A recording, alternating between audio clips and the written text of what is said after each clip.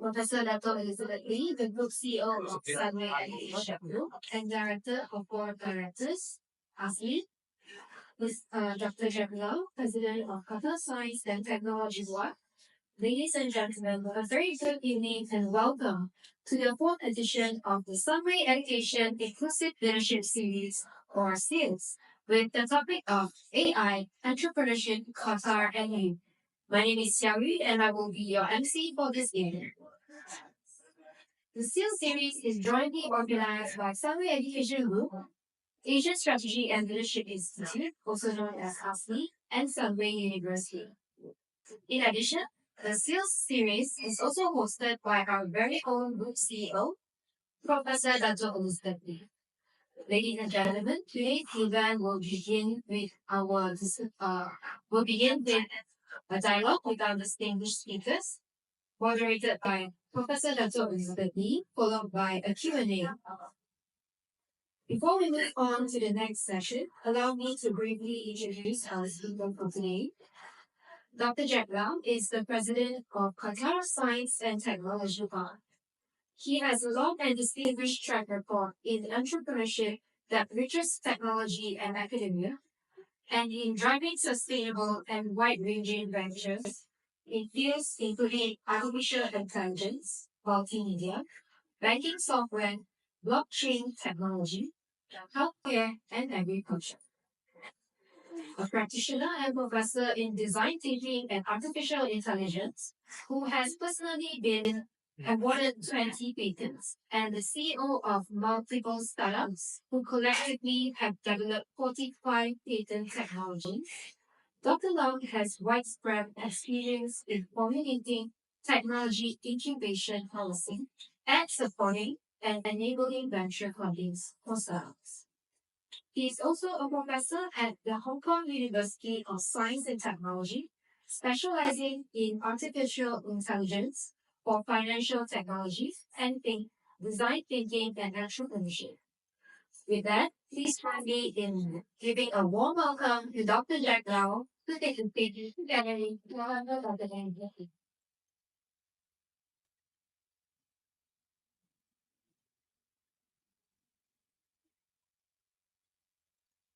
Dato, over to you. Thank you very much, Xiaoyu. Thank you for coming, ladies and gentlemen. It truly is our pleasure to welcome you all back, especially for Professor Jack Lau here. And welcome to Mrs. Catherine Lau as well, who is here with him and their friends. This is a tremendous opportunity for us. Today is a day of many auspicious events. There is one downstairs. I'm so glad that you were not enticed away to the high tea downstairs with our Minister of Health. And more importantly, Jack actually met his minister here in Sunway, and the Qatari minister said that we have to stop meeting this way, come all the way to Kuala Lumpur to meet him. They had heard of him, all the Qatari VIPs that we have downstairs. And they said, oh, we're dying to meet him. I said, oh, we have to get Jack down. So we brought Jack down for a little bit to meet his Qatari fans, big Qatari fans, I must say. So thank you, Jack, for giving us your time, coming back to us. Jack was here earlier in the year as our Jeffrey Chow distinguished speaker. And he gave a wonderful talk on AI and had us all thinking and excited. But today we want to chat with Jack about his journey as an technopreneur. Because Jack, as you know, besides being a professor, which I know quite a number of our attendees are here, we see all the professors in being a backbencher today, and also, but besides that, from being a professor to being an entrepreneur, and more importantly, Jack, why you, Hong Konger, to be chosen to be the Qatar Science and Tech Park CEO and to actually build it from scratch. It's just amazing that they chose this humble professor, as you can see, but they definitely have heard enough of him, done a lot of due diligence to entice him all the way there, all the way from Hong Kong to Qatar. And so we are today hoping to hear more about your journey, Jack. So the first question, obviously, as I've mentioned, was very much that. What inspired you to get up and go all the way to Qatar from your cozy, wonderful home in Hong Kong, great job and all that, and actually move to Qatar to take on something so challenging, so culturally different? Well, thanks for having me today. So it's always an honor and pleasure to come back to Sunday and to my second home, Kuala Lumpur.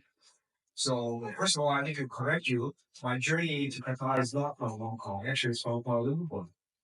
Um, That was your literal journey. that was my little physical journey. Yes. So now Qatar and Kuala Lumpur becomes my first port of entry to Asia. Trust me. So why I decided to get this offer when opportunity arise. I look back at my career, I've done a lot of crazy things, teaching, getting tenure as a professor, publishing paper, getting grants, starting a new company. So I felt anything that I said to it. And we stayed in San Francisco when I was younger. But then it dawns on me, there are so many things and so many places I've never been. And then I ask myself, well, obviously, there are many places you haven't been. It doesn't mean that you should go. But I look at how the world is evolving. I ask myself, is there a place that I will regret not spending time, understanding, and contributing to? So, first of all, a lot of people are confused about the Middle East. I have many friends, especially from Asia, they said, let me go to the Middle East to visit you. I said, where are you going? Oh, I'm going to Dubai. Well, Dubai is not exactly Qatar, it's quite far. uh, I'm going to Middle East. I'm going to Abu Dhabi. For 2 days, you finish the Middle East tour. So, then it dawns on me, uh, despite the fact that the Middle East is a supplier of most of our energies, it has such a well concentration. And politically, actually, is punching along this way, frankly speaking, especially this day and age. A lot of us who don't understand, including myself, who don't understand this place. So I said to myself, actually, the first question is, what's there to lose about all that? I mean, as an entrepreneur, usually that's my question. And I would love to share that with you. Whenever I get a proposal, what's the worst thing that can happen to me? So the answer it's simple. I mean, I can only gain this much. Of course, I have to apologize to my wife. She has to adjust to a cultural shock. But that's expected. That's part of the normal, right? As long as she still would not meet me, I mean, that element is right. But other than that, that's not much to lose. But the real question is, it so happens that the technology that I'm interested in is facing a, I would say, a brick wall. Either the technology from the east or technology from the west, right? When many people say Middle East, no kidding, it's really Middle East. It's the middle between the east and west. And so, policy wise, and what they have done is extremely interesting. More look at it. I'll give one example and also. So, Qatar Science Technology Park is within something called Education City, which is under the Qatar Foundation, which is a non-profit, which is chaired by uh, the current engineer's mother, her excellence. I mean, the highness of son.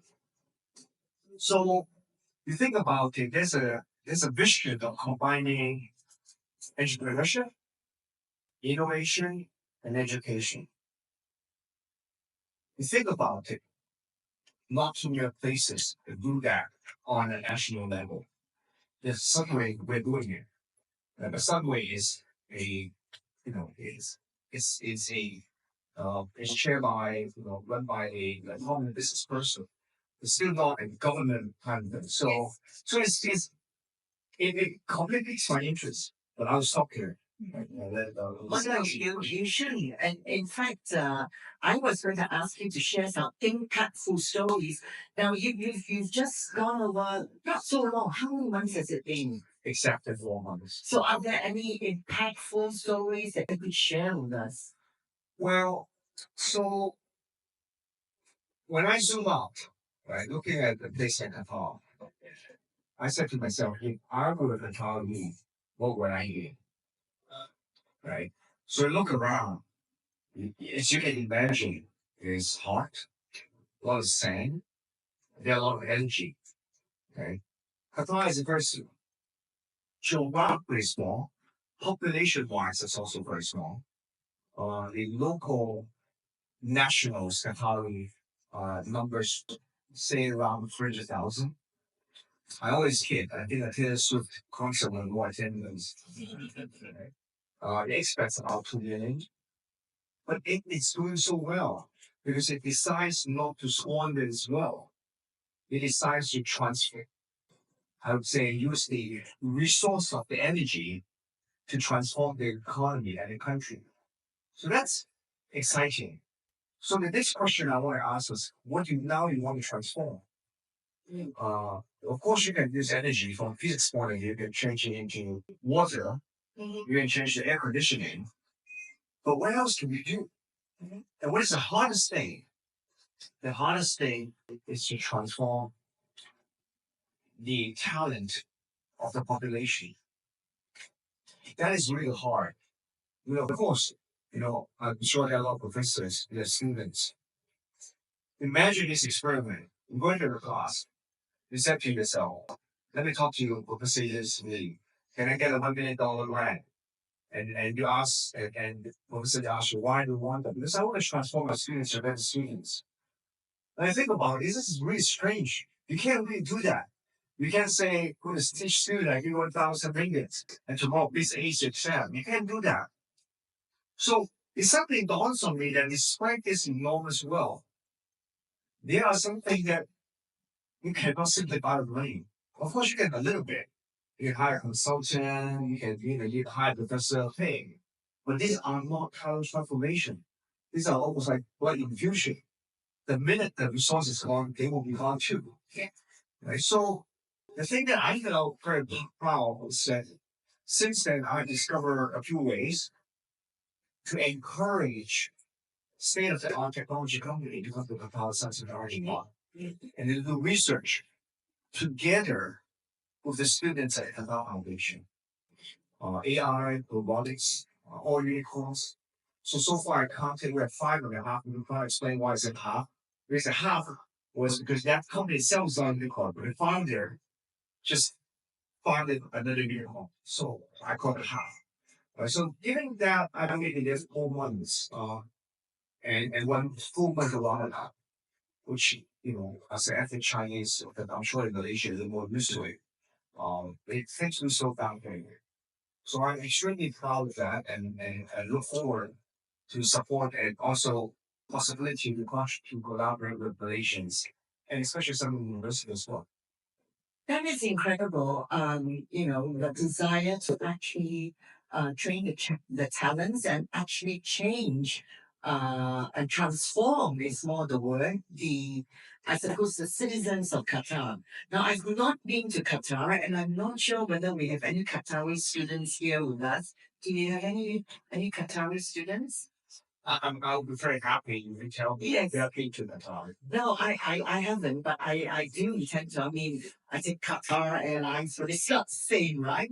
But I do know that in Dubai, which is very far from Qatar, but nevertheless, still in the Middle East, we're still in the Middle East. It's very difficult to find or see Emiratis because they import a lot of the talents into the country.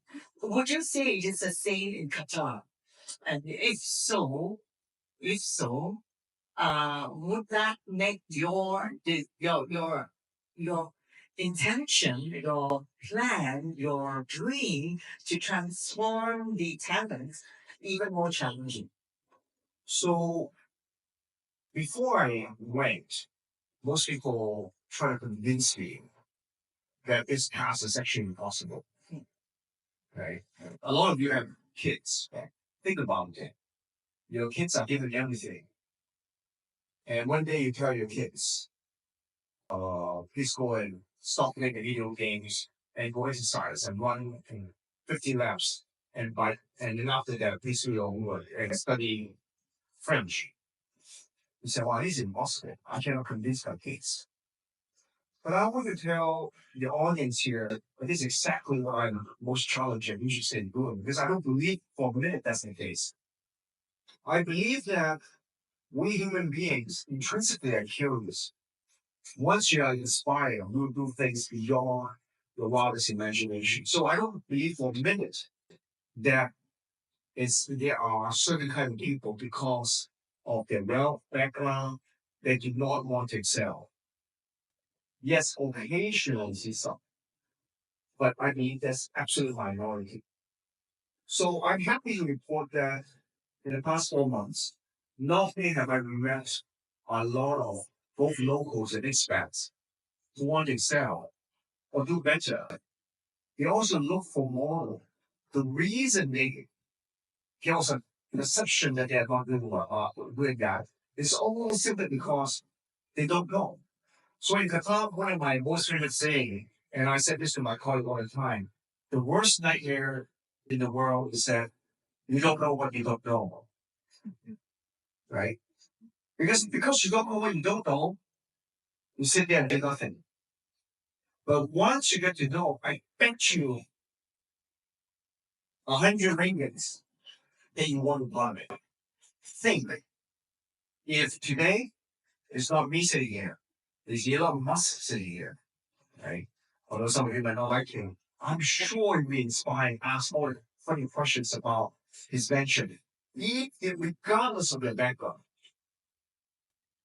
So in technology, and actually Sunway is doing great with 42 KL program. You give them a little bit of tools, and once they taste it, and once they see how the unicorns are doing, they ask themselves, can I be part of it? Because it's a lot of fun. Intrinsically, human beings are curious. I'm not even talking about monetary reward. That actually, of course, will add to it as time will go.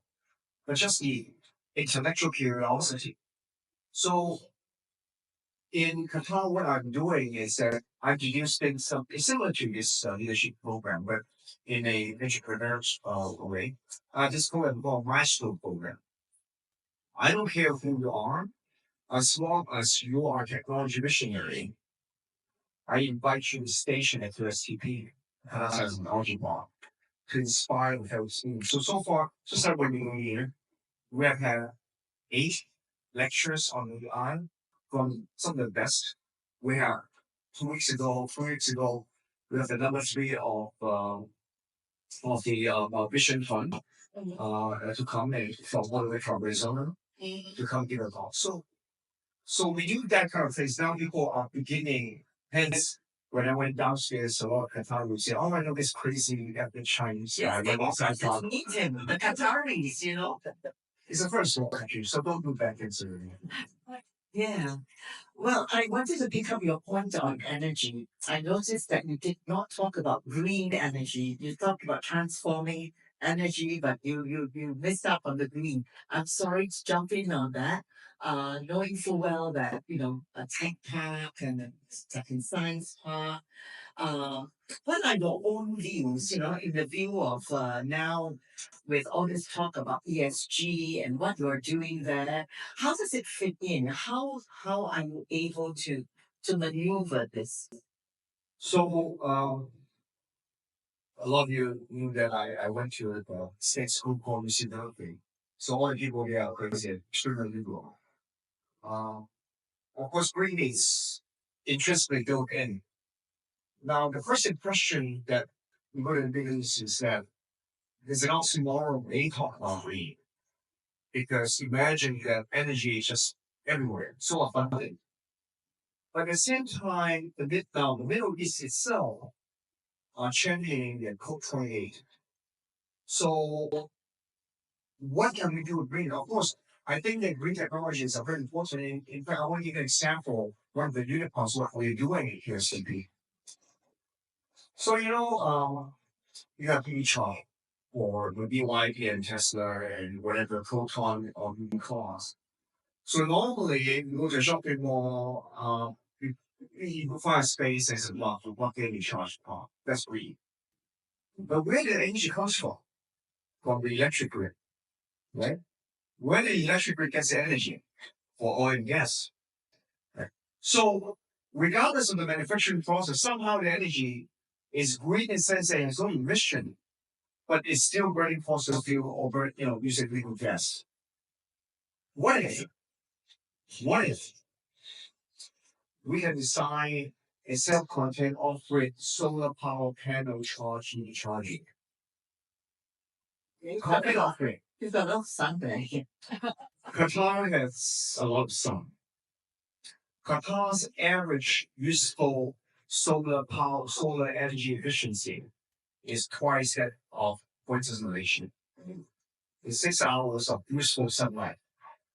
Right? Not good for a lady scheme, but it's very good for solar power.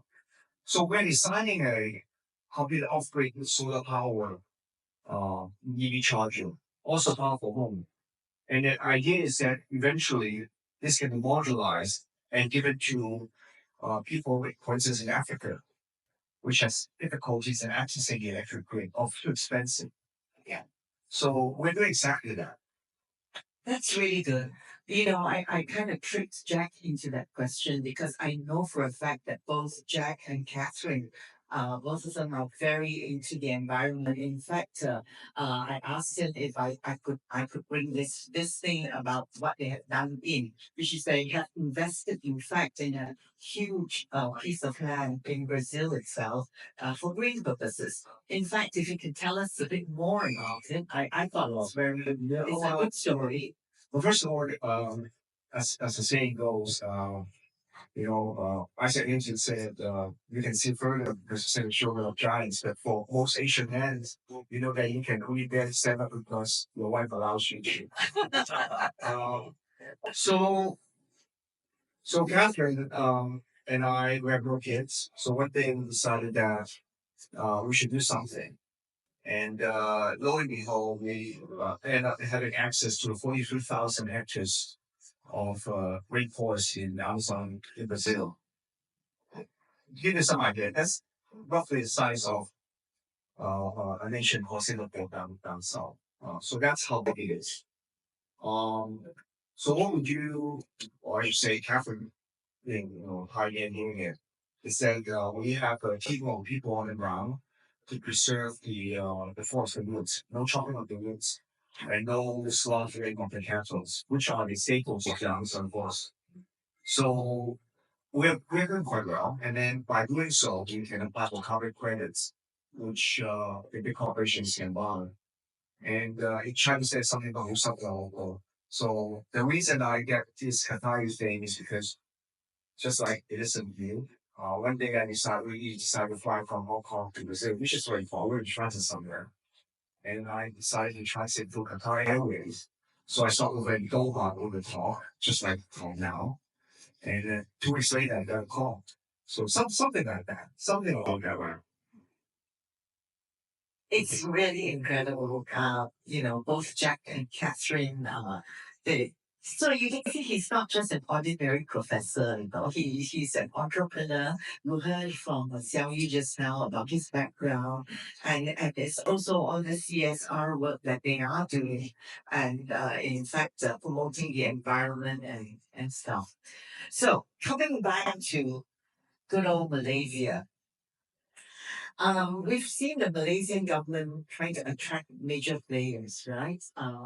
Like Tesla, Nvidia, Amazon, AI data centers, to of course autonomous vehicles. Now, what are your thoughts on our potential here in our nation as your second home, as you call it, especially in, well, as a digital hub, especially in the light of our ambition to rank apparently among the top 12 in global competitiveness. So, Prime Minister Anwar actually led an entourage to Qatar. Yes, you mentioned that's right. Well, yes, in the coastal section. So I think Malaysia should be very proud. It's very competitive out there. Our own university, the items you talk about, let's talk about AI data center. So unfortunately, AI is not very green. It's very good at training phase. It uses a lot of computing power. So not too many places can afford an AI data center for training. Europe is out of the question. America maybe. Middle East can. Malaysia certainly can. Because it's a matter of what you use with your energy.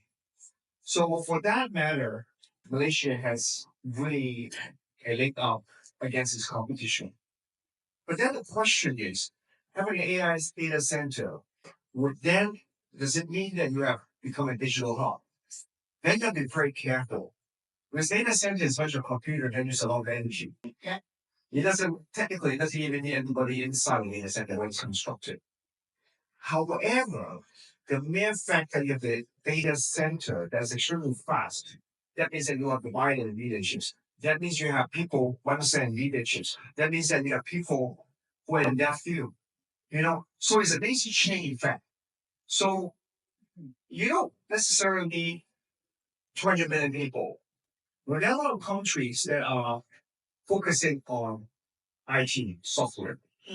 When I was in Qatar, one of my privileges is to meet with a lot of ambassadors. They talk about promoting their countries to Qatar, as a matter of fact.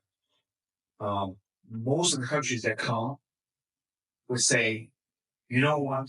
We have trained so many programmers. We actually love to be Infosys of India to be programming nations, right? Yeah. But not too many can say that I also attract Amazon or Tesla to build the hardware. So in my mind, in order to succeed, you cannot just do one and not have the other.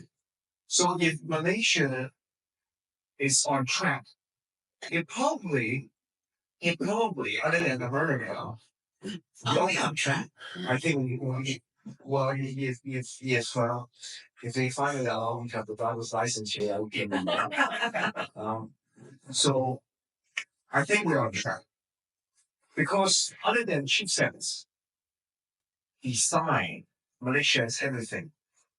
First of all, it's not new development for Malaysian technology. Penang and has been in the testing facilities for chipsets, which something I know a little bit about. It has the car manufacturing. Now it has a digital thing. So think about it is end to end. That means that things like, a car manufacturer like Tesla, you can argue that is actually nothing but assembly of hardware with digital brain, which requires at the end of the day AR. So you think about it, why is Tesla so expensive? I mean, the stock. Is it because it's a car manufacturer? If that's the case, then Volkswagen should be expensive. Yeah, because it's AR. Is it battery? Well, Tesla does need battery, but the other companies have better batteries, right? So you do need the digital. You do need the digital technology to embed in some sort of hardware for most of us to appreciate. And because hardware will drive labor, manufacturing. So suddenly you have something that drives and hardware manufacturing that has a higher valuation. If you are in stock market, good call PE ratio.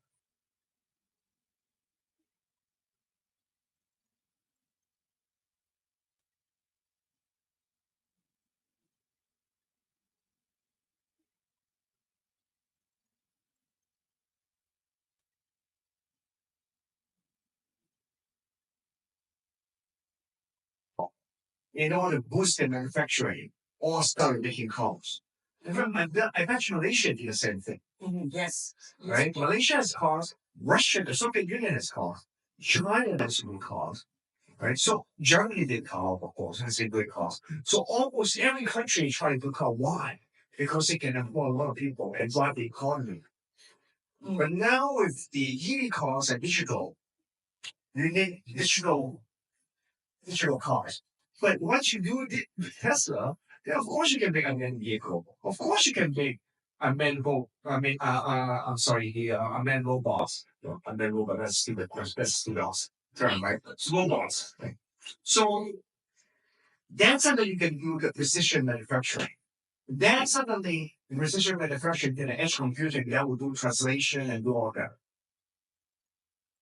But Malaysia, I think it's very blessed in the sense it has the energy to begin with. It has enough talents. The question is whether you continue to consistent with those.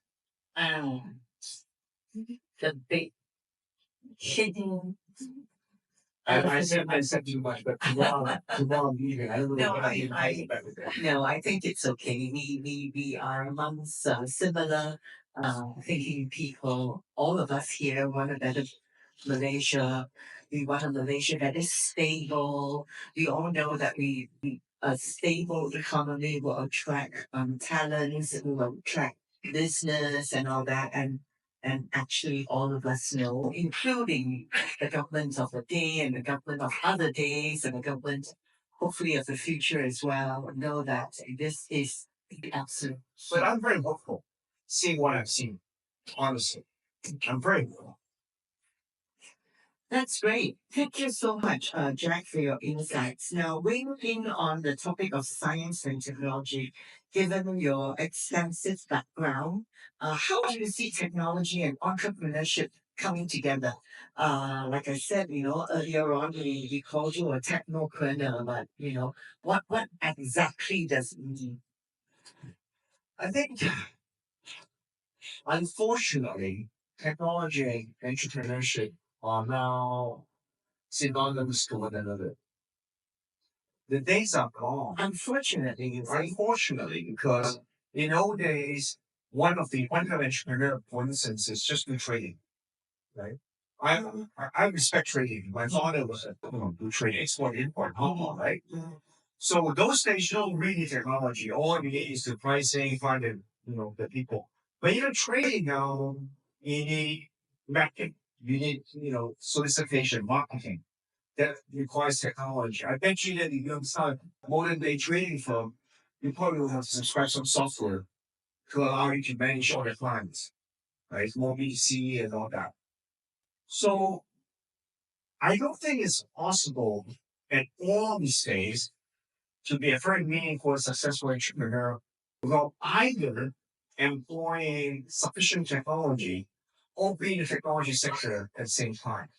So, but I say this unfortunately it means that I don't think you have a choice. Either you embrace it, use it, design it, refine it, or else. So I think some ways in the right step, encouraging everybody. I saw some of the 42 KLs that I saw. I also saw the acceleration program. It's never too late. The good news is, however, I did not say how deep you need to go into. Right? As long as you enter it, embrace it, it doesn't even matter that you buy, rent it, software as a service, use it. But you cannot reject technology. And how deep you need to go really depends on the line of business. But you cannot afford not to go. I do not know a company. I like to ask, QSTP, the technology. What kind of technology? I said everything is technology these days. I don't, in my mind, everything is technology. I don't see anything that's not technology. In the old days I do, right? But now I don't. I can't even run an example that's not technology. Even, even farming is technology, right? So what else is there that's not technology? Maybe just maybe a simple scrambled way. But even that, I highly recommend a book called Food Science. They really talk about it. Technologically, what kind of egg and how long you need to scramble it to have the perfect egg. I mean, I'm not kidding. This is an MIT guy who decided to become a chef who wrote the book and put on those in the book. I like the book, by the way. So I think that we just have to embrace it. I think that days are gone. I just do my old fashioned business, inherit from my parents, and don't and still this abacus. I'm sorry, ever since I'm on.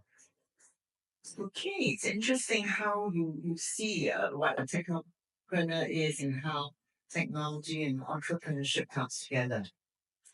But going back to you yourself, we heard just now, right, from Xiao Yu, you have been awarded 20 patents. You are actually the CEO of multiple startups, and collectively you have developed as many as 45 patented technologies, and that is encounting, obviously. Do you have any tips to tell us? I mean, what is the next big thing that aspiring entrepreneurs should keep their eye on? Don't just say AI. No. Um, so another thing that I'm equally proud of is I'm a practitioner of design thinking. Mm. So my way of thinking about design thinking is that the first thing is about empathy, and the empathy is understanding of needs of all the stakeholders, which includes the discovery of the pain in your daily lives. So I personally believe that invention must address some of the pain, right? Of course, we all want something cheaper, faster, and less hassle to use. But that's too generic. In order to appreciate what the next technology wave should be, one needs to look at almost all the successful companies. If you talk to them, with the exception of few, if they are founder driven, they will tell the experiences before they found a technology company, before they found a company, and eventually found a company addressing Airbnb. Tutor is eBay. They want to do this, and Facebook. Obviously, you watch the movie. So almost all of them address some of the issues in something important points. So rather than saying what kind of technology will overtake us, ask yourself what are the current sufferings?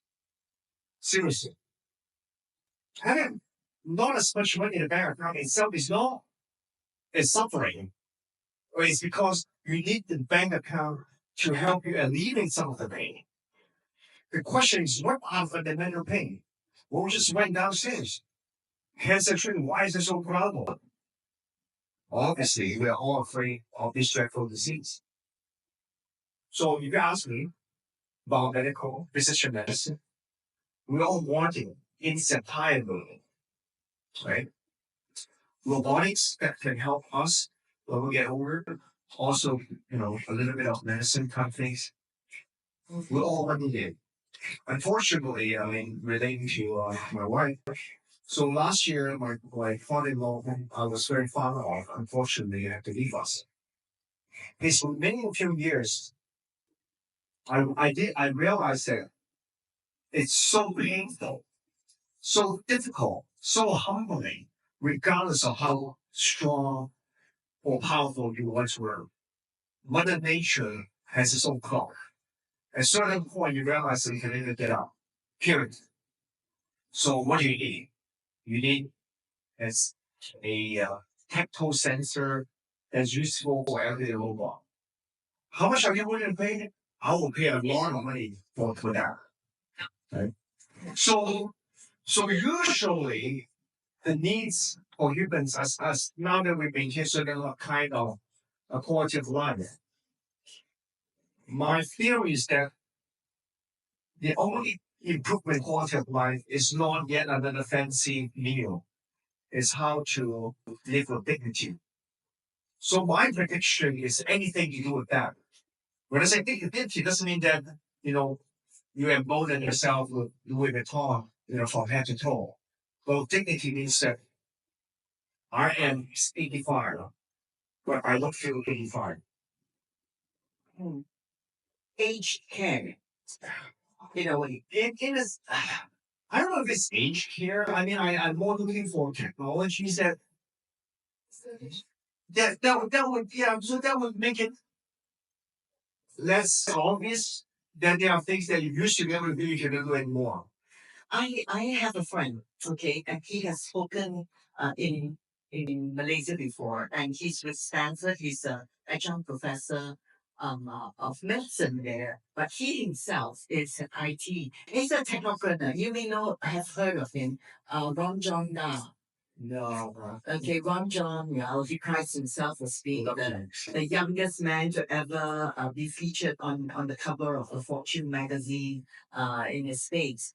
Now, Ron John swears by it that he will find uh, the cure to aging. No, Using technology. that Well, I don't know. I don't know medicine that well. Yeah. I wish there's a magic pill that will make us all healthy and no cholesterol, and then still jump up and down. That. I'm less hopeful of that based on limited knowledge I know. But I'm very hopeful that there will be auxiliary system that make it less painful. Mm. Right? I mentioned about the elderly robot. I see that as more possible. I see that a self-cleaning robot that helps the elderly. Yeah. I see a hearing aid that's actually waterproof. You know how ridiculous it is? Most hearing aids are not waterproof, I didn't know that. right? Mm. Because it's Yeah, it can be electronic. it can be too big, right? So I see those innovation. So that is a whole different spectrum of things. Is it diagnostic? Is it medicinal? But I'm more practical. I'm from the double E side, right? I'm not from medicine side. I can see them happening. Exoskeleton, they help you walk, they help you lift. Uh, they prevent you from falling, or if you fall somehow there's a sensor. So I see that happening better. So I think that's if you ask me immediate future. Of course, not about 20 years from now. Maybe there's a miracle drug. But I'm sure it's very controversial as well. I'm sure it was side effect too. Thank you very much for that. Now, with artificial intelligence, we cannot have a talk with Jack and not go into AI, okay?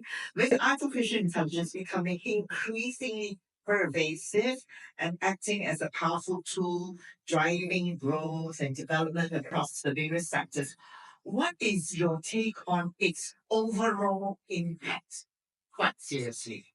How should, therefore, universities, leaders, and entrepreneurs approach AI? Should there be concerns about its implications and given its potential as supposedly the next big revolution?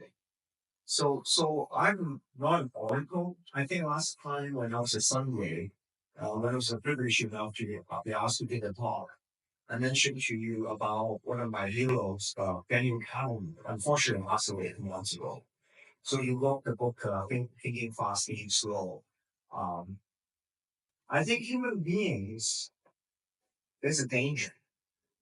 There's a danger that we not train ourselves for this AI revolution. Let me explain. For the past millennium years, we always think that humans are masters. All the tools are just slaves. You're going to knife in the kitchen. Actually, knife is slave because the knife won't do anything until you wield the knife and chop some vegetables. A car, unless you go in and ignite it and start driving, the car is just there. So we have always had this relationship, for lack of a better word, lack of a better word, a master and slave relationship. Humans are the master. Now, for the first time with AR, actually, if you're not careful, the technology becomes the master of the slave. But in reality, just like one of the famous global software companies call this new latest technology called Pilot, it's supposed to be a co-pilot. You're supposed to ask it, but then you decide. But it's very tempting to let go. A lot of us already let go, right? Without you knowing it. How about that? Cool. How many times have you started driving, you look at the Waze or Google Map, you just ask you to turn left and turn right. You assume that is correct. I see. You assume it's correct. You don't even question it anymore. In fact, if you think that you should turn left, but Waze tells you to turn right, time and again you say, oh, what an idiot. I should have listened to the computer. I should have followed this rule. Because we begin to doubt ourselves. I'm not saying that you're right. Of course, we should know more because there's satellite, yes, the imaging, yes, everything, the big data. So you assume that it's better, but you think about it. And you multiply that in many ways, right? Is it tempting or not for students to say that, why do I want to go to the library and do all the research? Why does the AI write a paper? In fact, I'll tell you, the AI will write a paper way better than you spend 20 hours in the library. By definition. But does it mean that you give up writing? That is really difficult. But you have to, unfortunately. What I fear most is that time and again, example after example, after a while, imagine this. It is a later on, hopefully you and I can have a very nice meal. Imagine that I go to a restaurant, I don't order anything, I don't even look at the menu, whatever the waiter serves, I just shuffle down my throat, right? So you think about this, assuming that we're going to fancy restaurant, that's not a problem, but can you allow yourself to be like that every day, every single moment? What about your career? What about a mental doctor? What about, so, and it's very tempting. I worry quite a bit about that because once you start that, it's a very slippery slope. Yeah. And some of us may argue that it's a better world, but I beg to differ. Because this is the only thing, if we're not careful, and again, I'm not oracle, I believe this is a watershed moment. That's why so many people talk about generative AI. When for the first time, as if the machine is thinking. As if. But if you're not careful, you can't tell the difference.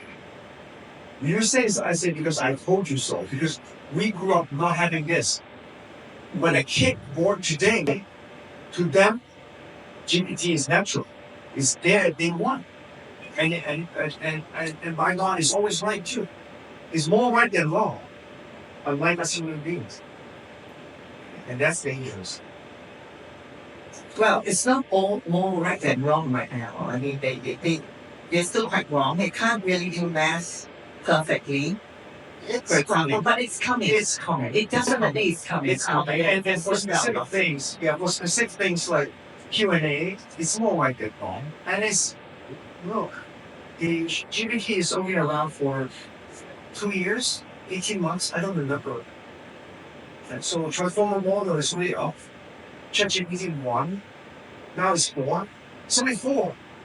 And it's very fast. It's very fast. The moment I pointed out that it couldn't do bond math, straight away learned. And the next person who went into chat couldn't find it anymore or could do the math. So it's very simple. And there's incentive to be like that. So, and that's only one example. I mean, Q&A is just one simple example. In fact, we're doing quite a bit with our reliable machine. Driving, it's a classic example. You go to a one of these fancy oven, the program. There's how much is the meat, just throw it in. And then you should put it in, press 1, 2, 3, and then voila, it comes, right? What is that? That's it. We still okay with that because at least human beings are doing something. But imagine what they don't even do anything. That's a problem. We've seen a lot of sci-fi movie. In fact, the latest Mission Impossible. That's about that, right? Right, ladies and gentlemen, on that sobering note, we have actually whizzed through many different areas that Jack is involved in. And so I'm sure that you would have some burning questions or some comments, this is a section for you to interact with Professor Lau. So I'm very happy to invite you to join us. Is there anyone who would like to You can ask ask AI to ask what kind of question you should ask. Yes, please. Yeah. Thank you very much, Jen, for sharing. Thank you. I look at the situation whereby right now, today, right this moment, not say 50 years from now, today we have a combination of people of different types, like the occupations like baby boomers, X, Y, Z, millennials as parents. And with regard to AI, we still have lots of baby boomers around, yeah, who have, in actual fact, empirical knowledge and principles of what AI is. They are the ones, in actual fact, who initiated technology, etc.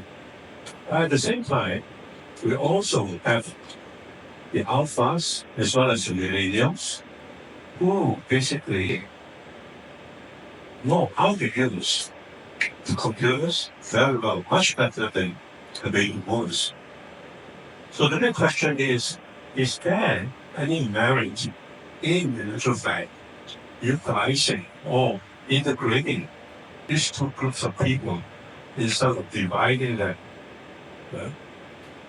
So what can institutions like Sunway University, for instance, do to, in actual fact, tap into the baby boomers' ability, of course, the X generation as well, plus incorporate it to the younger set of people for the things to come, maybe 20 years from now.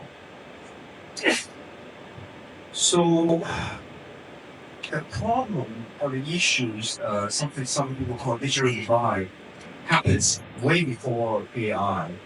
The first time people talk about digital divide was with all of our internet. That's a wealth gap problem. So there's a wealth gap, there's a cultural gap, and I think you mentioned about this generation gap, right? Exactly.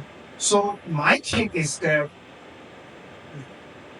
I'm not too worried about it in a sense. In fact, I'm happy that is the case because I always feel that there should be a variety of ways to approach a problem. So my mother, who's 92, obviously will never be able to use AI the way that her grandson can use. But that doesn't mean that her advice and her insight is less valuable. It can be fussier. You know, as you get older, you have intuition. It doesn't sound right. In fact, ladies and gentlemen, this is a very important concept for human beings. Machine cannot do that. Machine does not have intuition. Machine only relies on data extrapolation. But we human, actually, we do have data extrapolation, but we don't even know that we are collecting data. Yes. And we call it intuition. Why is it that, if you go to some metropolitan areas in some major cities, when it's dark, you get so scared? Have you been what? You see this guy walking over, let's stay away from him. Do you really know him? But intuitively, you alarm yourself, right? A machine won't do that. So, as I said, so I'm not too worried about forcing my mother to use a computer. I'm not worried about her grandson, my brother's son, not having intuition. I worry that it's only one color. There's no check, right? If the computer says 1 plus 1 equals 3, then 1 plus 1 should be equal to 3. Nobody says, that doesn't sound right. Are you sure? Nobody. So, in that sense, I'm extremely optimistic. I'm not too optimistic about digital divide between rich and poor. That is a whole different problem. Or people who have fast internet speed, or people who have access to this technology, especially if those technologies are in the wrong hand, then the technology is like not good at all. I'm actually just wondering about this generation gap that we're talking about, and your question on how to marry the two, right?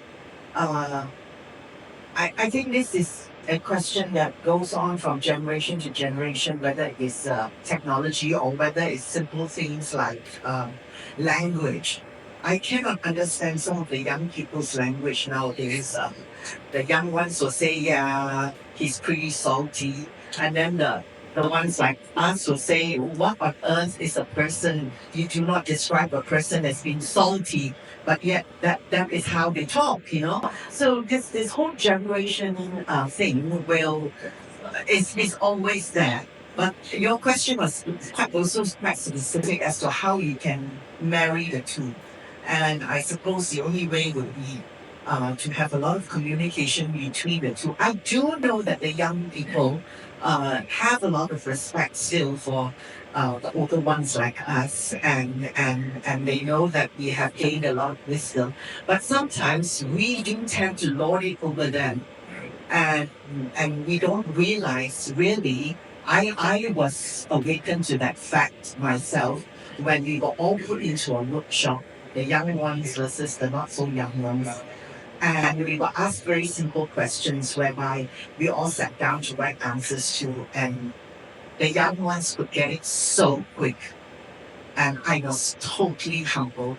So it was from then on that I realized why I should be less stuck up about myself, being full of wisdom, having eaten more salt than them. Maybe that's why they call it saltier. As opposed to, you know, the young ones actually are really much faster. Maybe, it's the brain and the AI and That I'm very hopeful. yeah. I'm very hopeful. I mean, people call it sixth sense, some people call it intuition, some people call it wisdom. Human beings are remarkably clever. Even the best computer, supercomputer, in terms of processing power, is nowhere compared to our mind. It will never come close. The only problem with human beings, Never. I don't think so. I don't think so because the only problem, okay. So if we actually compute like the flops and all that, yes. But human brains are much more complicated. No, we don't really know. Well, we don't know. We don't know why we dream. We don't. Well, we sort of know, but we don't really know either. And we can't control it. You can't control it. That means that there are a lot of subconscious things going on. Yes. You hear, you see, you smell. Yeah, The computer cannot smell. unconsciously pick them up, right? Subconsciously, you shouldn't say The computer cannot smell. Yeah. In fact, we use this term. It doesn't smell right. Unfortunately, computer, to this knowledge, to my knowledge, there's no electronic nose. You've got a point. Right? So I'm very hopeful about that, but we have to preserve that. But we have, of course, to use it judiciously. It doesn't smell right, doesn't mean that it's not right. It doesn't smell right, it means that we ought to look at it again more carefully. And we need to do that, right? So I'm okay with different ways of approaching problem. In fact, I don't personally believe that we should rely on one program. In fact, nowadays we can use multiple AI programs to run the same thing, just to check.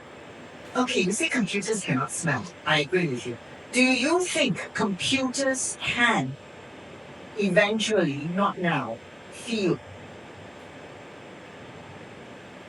No. I think it can fake feeling.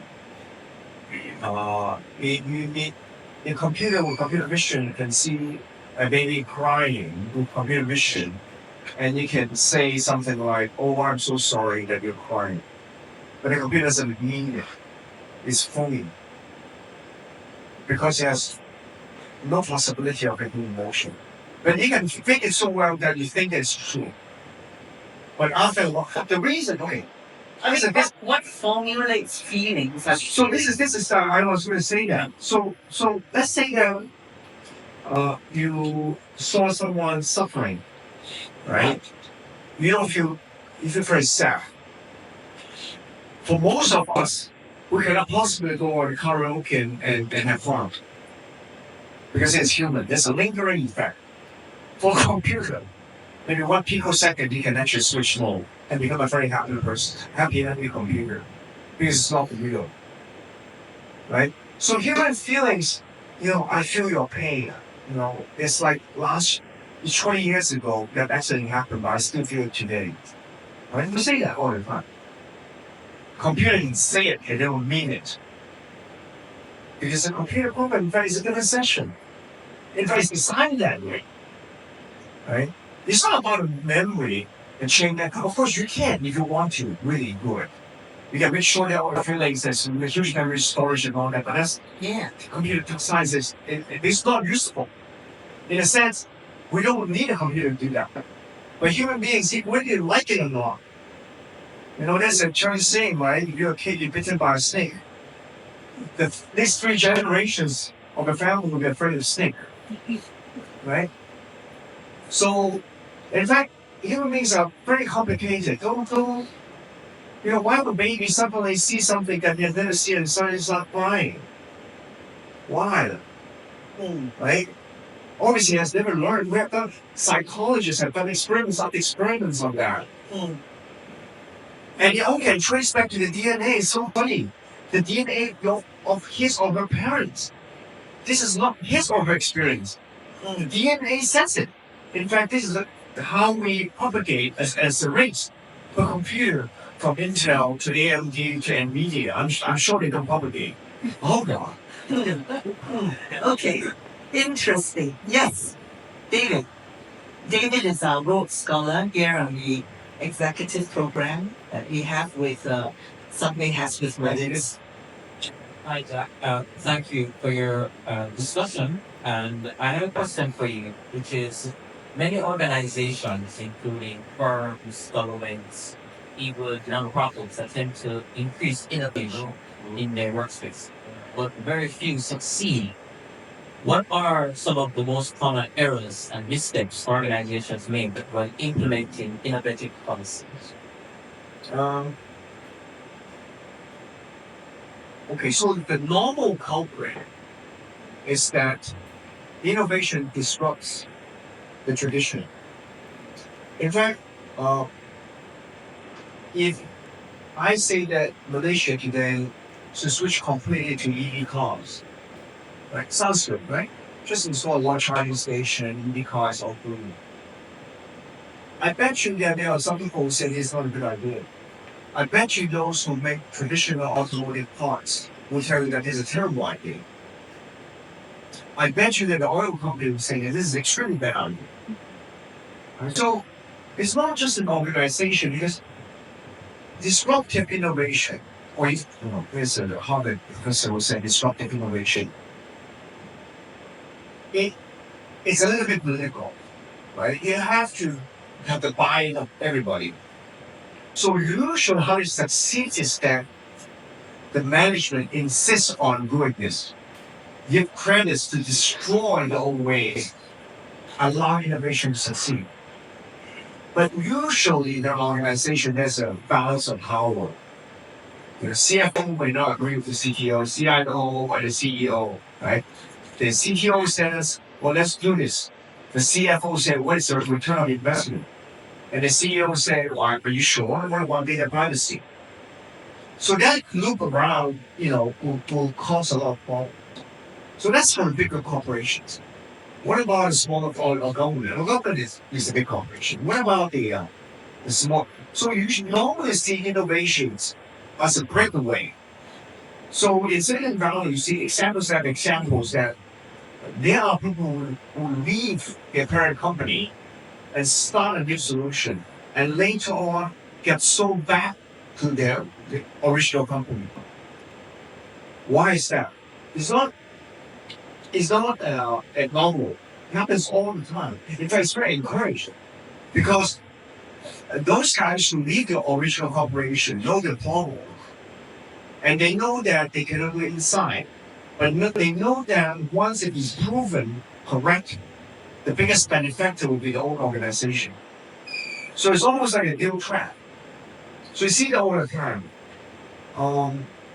So I think it's going to continue to be a problem, but not a problem in a sense because there are solutions. The question is whether the management have the audacity or vision to allow them to break away. IBM PC, right, was completely designed not during the mainframe IBM. In fact, it was shipped all the way to Hotel Car in Florida in a garage and assembled a PC out of parts from being shipped. So that becomes a phenomenal success, right? So unfortunately, I think that because of the complexity of organization, there may be some line innovations, but unless the management buys in, it's rather gloomy. Yes, sir. Yeah. Hi, Dr. Lau. Two questions I made. First question is, the combination of engineering training and business acumen have probably brought you to where you are today. So if you had kids, would you tell your kids to study engineering or business? Well, thank you for your question. I do like hypothetical question. In fact, my wife kept telling me that if I go to Qatar, doesn't mean that I can have more possibility than other kids. But that's a joke. Actually, last night, a good friend of mine, the students here, he asked me actually the same question. And this was standard answer to everybody because I have kids. A lot of parents love to send their kids to me and have me talk to them about future. I personally think that it's not how I want to bring the question. If I have kids, all I want them to do are two things. Please enjoy sports and please do a lot of meetings. And that's it.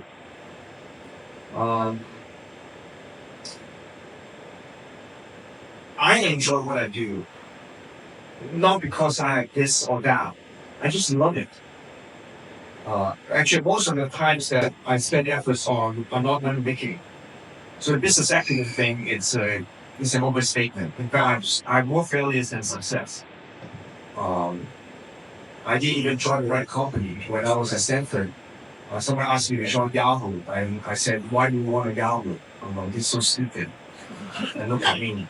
When I went to Shenzhen Stock Company, they said, "Oh, there's this guy who did game called Tencent. He's Tony Mom." Well, who has a name like that? This is not very good, right? So, and then DJI from the company, I said, "Who want to build a drone that flies? Right? This is stupid. It's my department." I run a Jet D3 music, and look at me now. So it's overrated.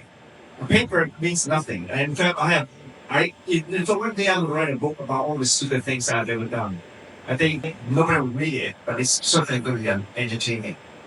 So if I had kids, I won't even think of technology and things. Just sports is extremely important. You don't have to be good, but you have to enjoy it, and bear it, and continue with it. Because the only thing, despite my optimism about medical technology, I don't think that people will be satisfied. Because even if you have exoskeleton, you can stand and walk, but you cannot run like when you were 18.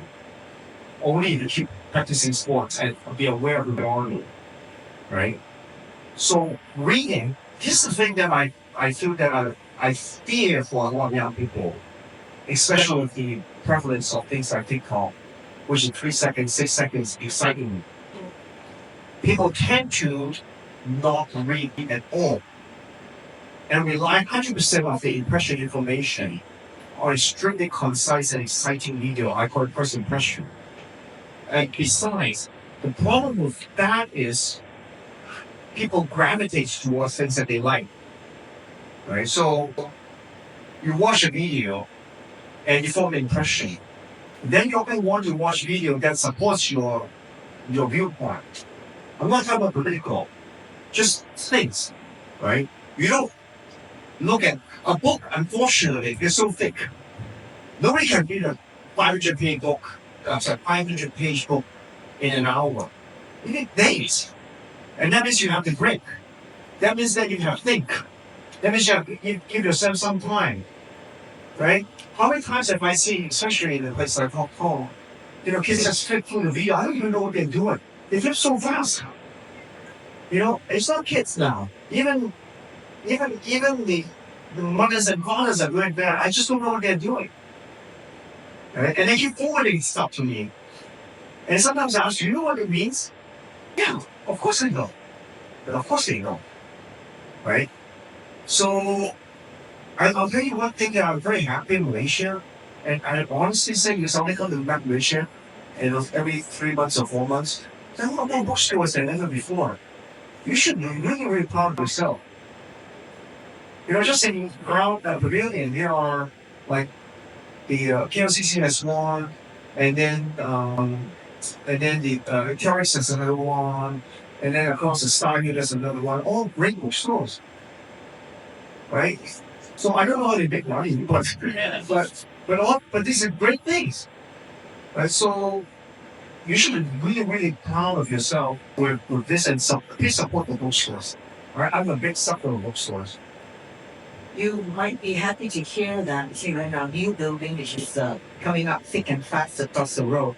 That's the extension of our university. My chairman, Tan Sri Jeffrey Chia, who has already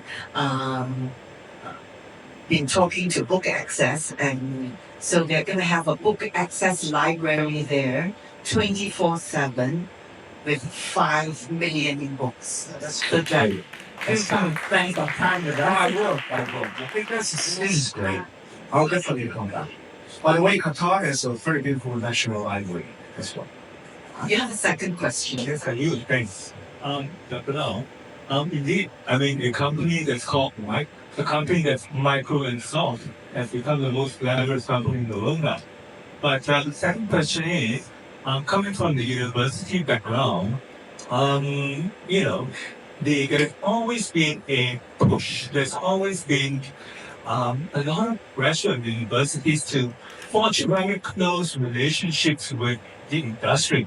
And the World Economic Forum says universities, you got to work closely with industries, you got to bridge that divide with industries. Now, coming from your background in academia as well as industry, I think you'll be the excellent person to actually share with us over here in university. How should universities bridge that gap in order to work successfully with industry to achieve tangible results? I know where you're coming from. I think I can argue both ways. If you are too close to industries, then you become a polytechnic. If you are so far away from the industry, then you are ivory tower. So from an institution point of view, for practical reason, of course you want to be more impacted. In fact, the previous MIT president, Dr. Ramif, one time came to Hong Kong and said, when he first picked the tenure as a president, he said, my job is to make MIT more impactful. This is MIT, right? So how do you be impactful? You cannot be, well, of course you can be impactful. Albert Einstein's relativity probably wasn't very useful for many years, or many decades, until the GPS was needed, right? So who cares whether there's a black hole or not? Who cares about space time? You're not going to travel backwards in time, right? But it's impactful because it turns out that it's important for generations. So I always feel that even for the ivory tower type argument, it's just a lag effect, right? So it's not the industry of today, but the industries of X number of years later, right? So first of all, so it's not like you do something that you never have to deal with the industries, but of course, when you're talking down the road, there's an industrial shop that sells, cooking noodle, and you need to figure a way to make it more efficient. That's a different kind of things. But since I'm an engineer, I tend to feel that it's more exciting if I am doing things that people can appreciate. And because of that, getting closer to the industries, it's in me, but that's not a whole of me. So I think in academic style, you should have many pockets of things. And some of them are a little bit forward looking, some of them are more current. I don't think that is so fun if everything is immediate tomorrow, right? Because otherwise it's all contract research. I mean, I can talk all about that. And contract research and this, grows IP and all that. So I feel that the best life still, I believe, is a professor, honestly, that you can choose because you have the freedom of choosing. And then teaching is fun. I always feel that teaching is a lot of fun. It's very time consuming, but it's fun. So doing practical research is fun because you see these guys and they tell you that look, this next generation of vehicles are using Malaysia. They say, oh, that's fun. You do some paper publishing that nobody using it right now. But 6 years later, people start citing your discovery. That's all fun, but it's just delaying gratification. So I think you have to look at it that way. I personally would think that actually, I don't know what kind of discipline you can say that you're not close to the industry at all ever anymore. I guess. I guess unless you study politology. I suppose it is totally blue sky research. As you know, it doesn't generate a lot of users immediately. And I still wonder about, we had one professor who was with us and he was discovering a carbon structure every week or every month. And I've been wondering, when will they become useful? Well, I don't know about carbon structure, but even the company like Google, they have their moonshot projects. Albeit it's not a significant portion of their whole company. I mean, Google is like a $3 trillion company. I don't think it's a big shot. I mean, what about the AI? So Google started by buying DeepMind in UK. DeepMind was doing absolutely nothing to Google. In fact, the guy who leads DeepMind in UK said, I don't even want to talk to you guys in Nottingham, and I want to be in London. Just leave me alone. Let me do whatever I want. Right? But look, now they get folded back into the Google brain and look at all these Gemini multimodal AI. So I think there'll be a certain period of time, but you have to play well. So I can't speak of carbon structure. But there are a lot of failures in the past, right? Bell Lab does all sort of crazy things. Xerox Park does all sort of crazy things. The Xerox Park eventually, the technology get adopted by Steve Jobs, apparently. So there's still debate. So I think as long as it's doing something useful, not practical, but useful, eventually someone can appreciate it. Even a failure is Who is to say it's useful at this point? I can't even wear. If you can get a brand is useful. Diamonds I can't wear, That diamond can wear. So, yeah. So I don't know. I don't have an answer for that. But I assume that most of us will do something that you justify doing. Because that's, when I was an academic, that's the first paragraph, right? This is the problem. And one of the possible solutions is to understand this. Once I understand this, maybe we can get some insight into how to solve this. Usually, that's the format of the paper, right? So I assume that there's always, you didn't justify it, unless you're saying, I can't think of a good example, actually. Any more questions? Yes. Thank you.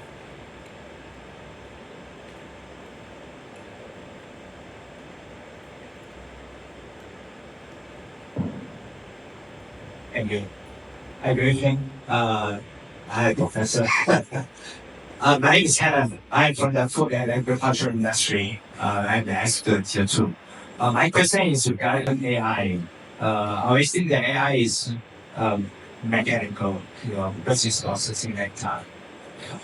Can AI someday in future that can produce emotion, sense of art, so that they can design trends in a better way that helps our life? Thank you. I think, as I mentioned earlier, AI is very good in faking it. So it can fake having emotion, but it's not really having emotion. That's my first statement. My first question, first answer to your question. First question. The second question is about whether you can design and predict trend and do all that. Definitely. It's not because they understand emotion, because they have data. As an example, who is doing that? TikTok is doing that. Instagram is doing that. Based on what you look at, based on guessing your profile, based on looking at people similar to your profile, what they like, based on the warming time, the eye time, the like and the share, definitely you can push something that you like. Netflix is doing that. Instagram is doing that. TikTok maybe too much so doing that. I mean, this morning, there's a discovery that unfortunately Instagram of some algorithm problem is pushing, you know, unsuitable videos to minors. Yeah. So it definitely. Yeah. Well, AI can't give you real emotions, but it can definitely remember to send your wife flowers. Or remind you to send flowers on behalf of you. That's right. Yes. Sorry, is it Dr. Go at the back? Well, has it? Yeah, Professor Go. Yeah. Yeah, from Jack and from Elizabeth. Thanks.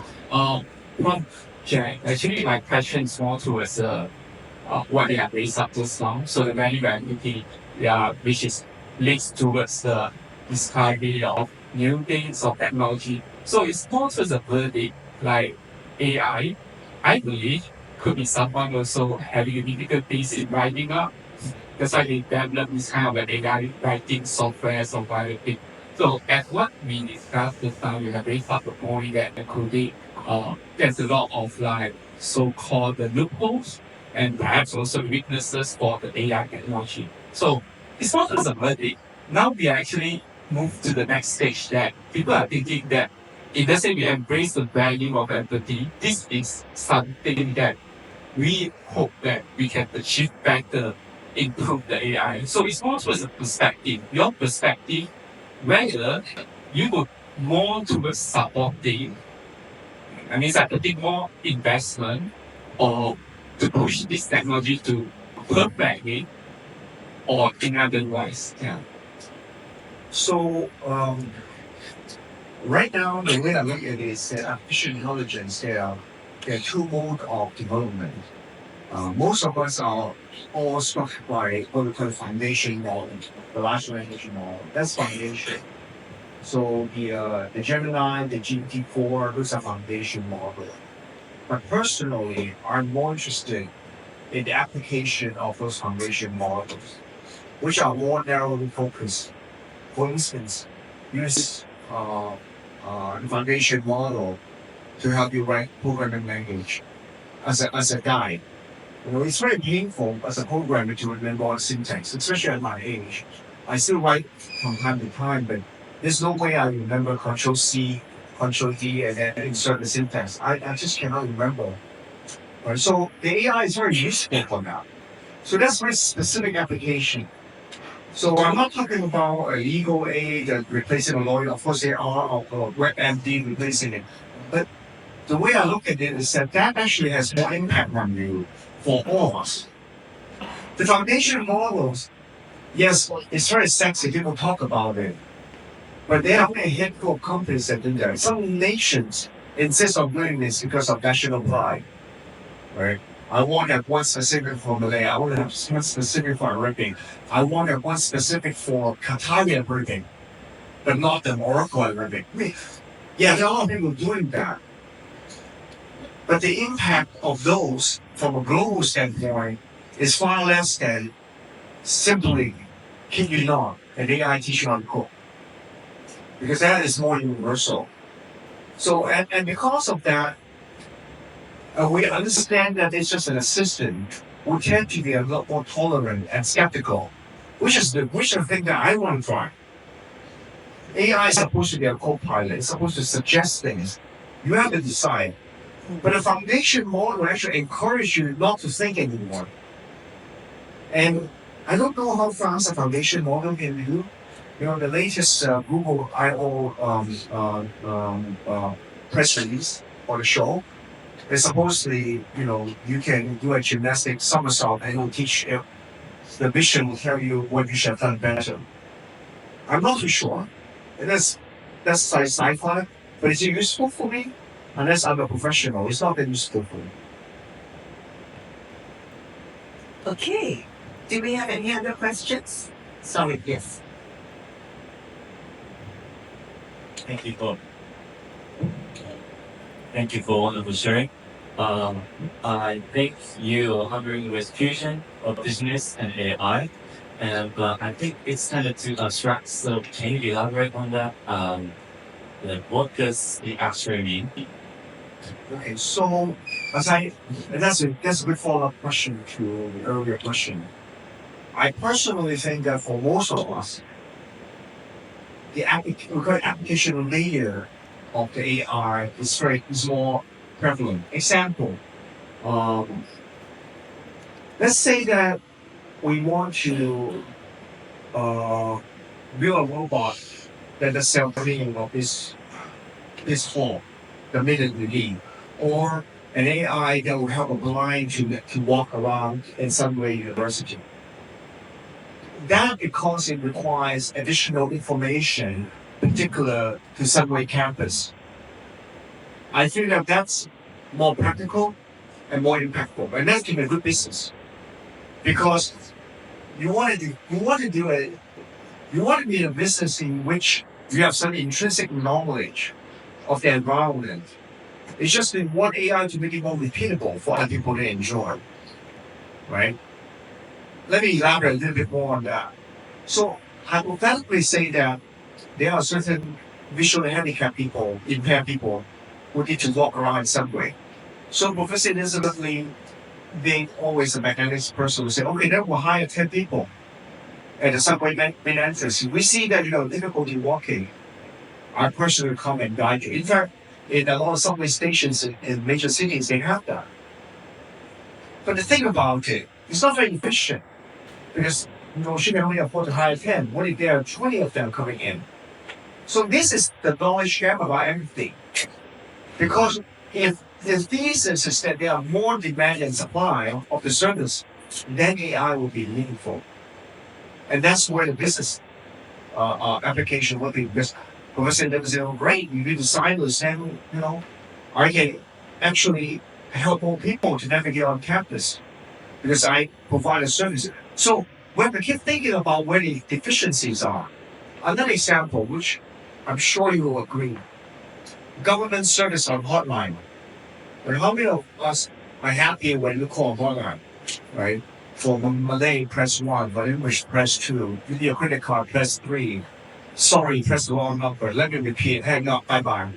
Right? How many times, especially with the airlines, right? So I think that very soon, and in fact it should happen, is that there will be customer service robot bots. They are very specific to certain services.